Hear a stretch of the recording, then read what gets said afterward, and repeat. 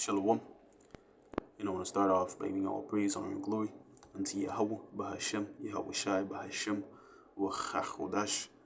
Double honors to my teachers, dead apostles, and elders, the great millstone, and salutations to you, Akim, that's out there listening, pushing forth this word with truth and sincerity, and your few walk with as well, just listen with sincerity.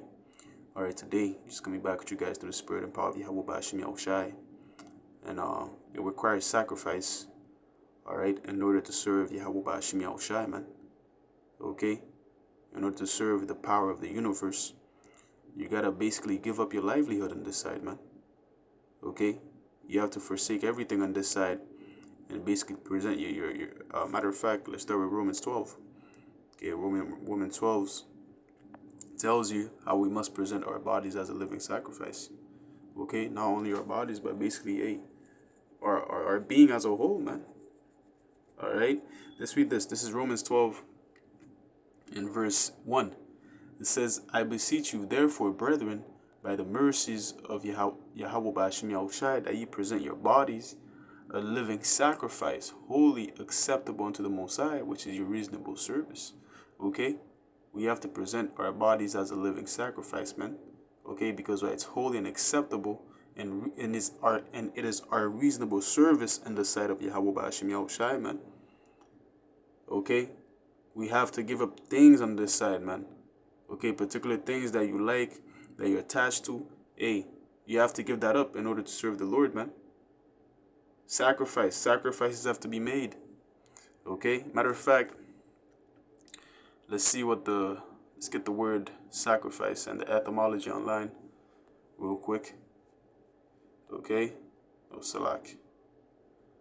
Sacrifice. Oops.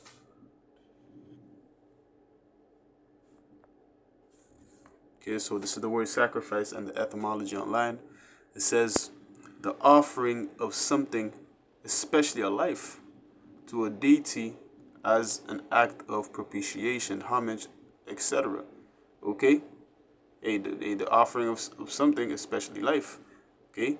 Like what we're doing in this truth, we're presenting our life as an offering unto the Lord, man.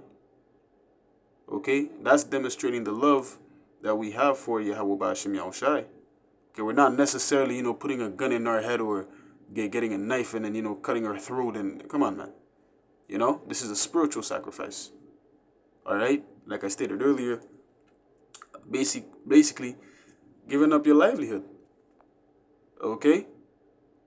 Hey, what it tells you in Matthew 16 that if you lose your life, you're going to find it. So we're not doing this sacrifice for no reason. We're not forsaking everything on this side for no reason, man.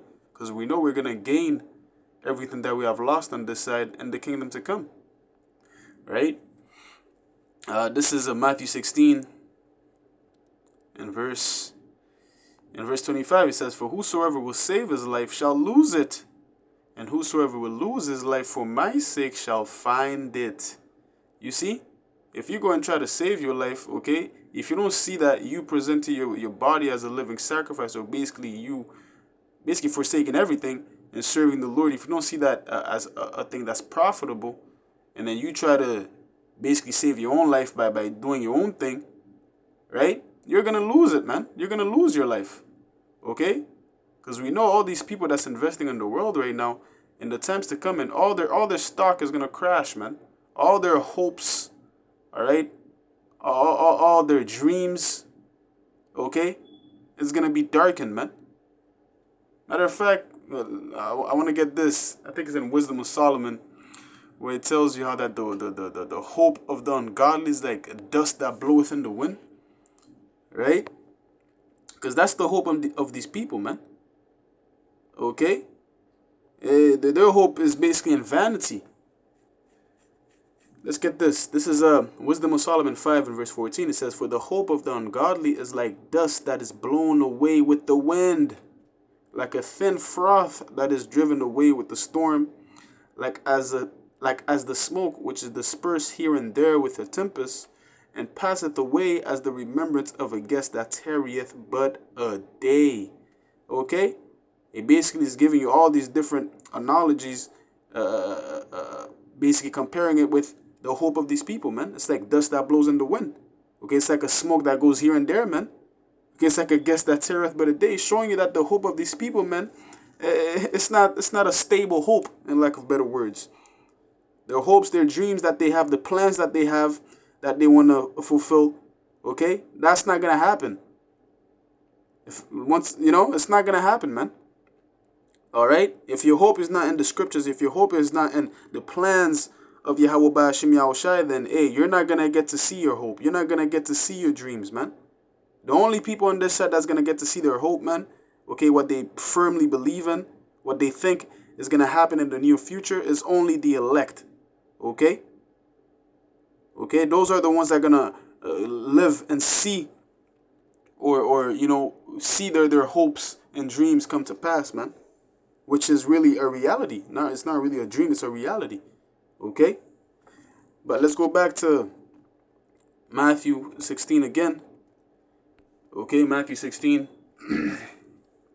and verse 25.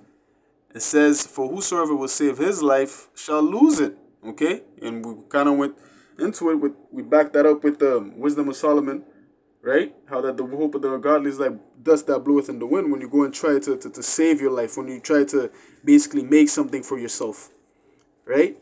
And whosoever will lose his life for my sake shall find it. Okay? Basically, that goes into presenting your life as your body as a living sacrifice. You basically forsaking everything on this side, man. You're gonna find your life in the next kingdom to come. Okay? That's why what's that in? I think it's the same book, Matthew. Is it 19? Where Peter said he forsook everything.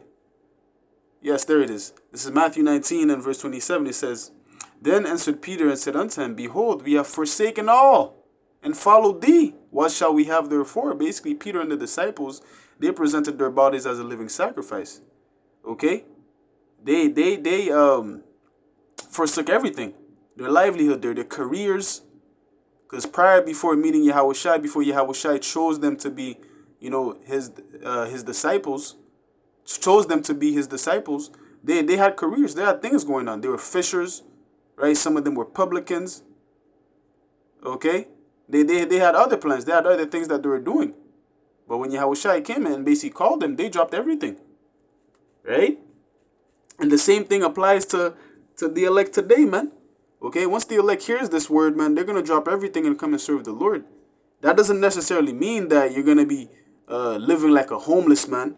Okay, of course, you still got to get by in this kingdom. Right? That's what Apostle Paul said, use the world but not abusing it. Because we still have to get our daily bread. We still have to, maneuver in the world to basically get, things that we need. Okay?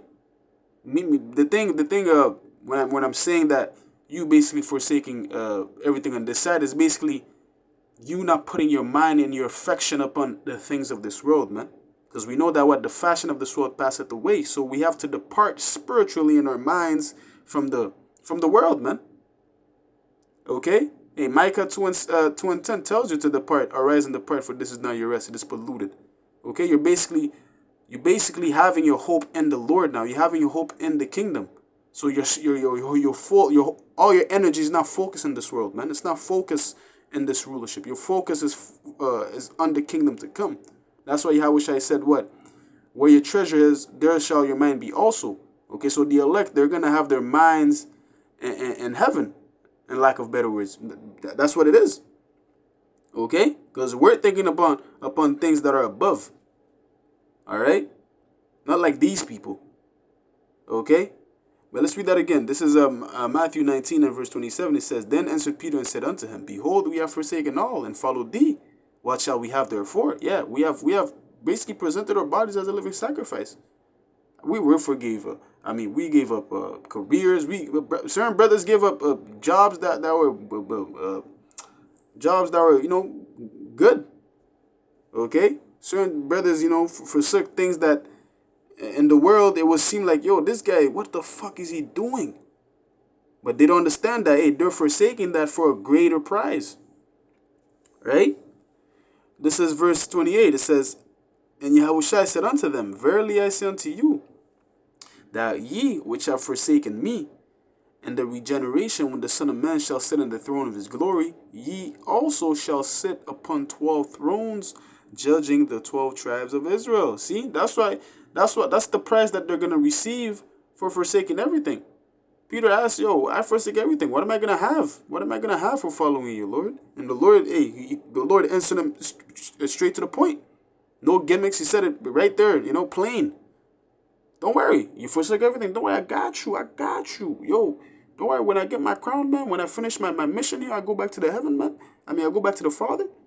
Yo, I got mansions prepared for you guys, man. Yo, don't worry, man. I got crowns for you guys. That's what Yahweh was saying, man. Yeah, don't worry, man. For your sacrifices, what's that in Hebrews 6? I think Hebrews 6 and 10. The Most High is now unrighteous to forget your labor of love. Okay? Oh, matter of fact, you know what? Let's get it. Let's get it. Let's get that real quick. Let's get that in Hebrews. This is Hebrews 6. All right, in verse 10 it says, "For the Most High, Yahweh Ba'ashem Yahushua, is not unrighteous to forget your work and labor of love, which ye have showed towards his name, and that ye have ministered to the saints and do minister." And once again, to minister to the saints, it requires sacrifice, time. Okay? The time that you put in by studying, by working, by reading. Okay? You taking days off to see brothers, so on and so forth. Right? That's sacrifice within itself. Okay? You see what I'm saying? And the Most High is not unrighteous to forget that. He knows the sacrifice that you have made, man. He knows the things that you gave up for him. Okay? To do his work, man. And he's not going to forget that. That's why, as we're reading in Matthew 19, how he told the disciples that they're going to sit up on 12 thrones judging the 12 tribes of Israel. Okay?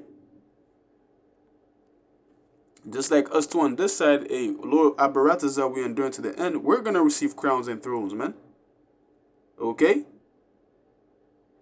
And it says, in verse 29, it says, "And everyone that hath forsaken houses and brethren or sisters or father or mother or wife or children or lands for my name's sake shall receive 100-fold and shall inherit everlasting life." You see how that ties in with where we read in Matthew 16, how that if you lose your life, you're going to find it. Because what? You're going to inherit everlasting life, man, for forsaking everything on this side, man. Everlasting life, man. Immortality. Furthermore, you're going to receive 100-fold. Okay? Matter of fact, scriptures tell you how that the sufferings of this present life is not worthy to be compared with the reward that we're going to have, man. Abaratazah, once again, we endure to the end. You see? So there's a prize that's man, it's a major prize, man. Okay, that we're gonna receive, man, for the sacrifice that we have made on this side, man. All right, it says, but verse 30, "But many that are first shall be last, and the last shall be first." Why is that? Because those that are first right now, they have received their compensation on this side. So therefore, they're gonna be last in the kingdom. And those that are last now, those that's at the bottom, okay, they're gonna be first. You see, like for instance, those of us that's in the house of mourning right now, that's suffering, we're gonna be first.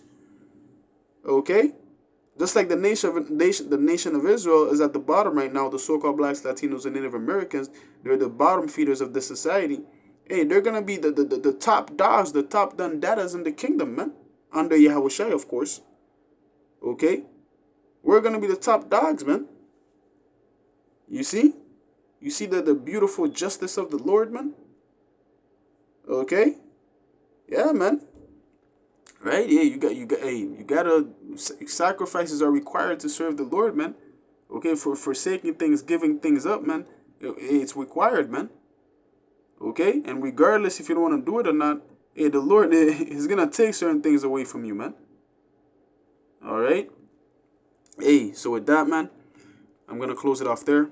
Alright? By giving all praise, honor, and glory unto Yahweh, Bahashem, Yahweh Shai, Bahashem, Wachachodash. Lord willing, this lesson was edifying. Alright? Until next time, I'm going to say Shalom.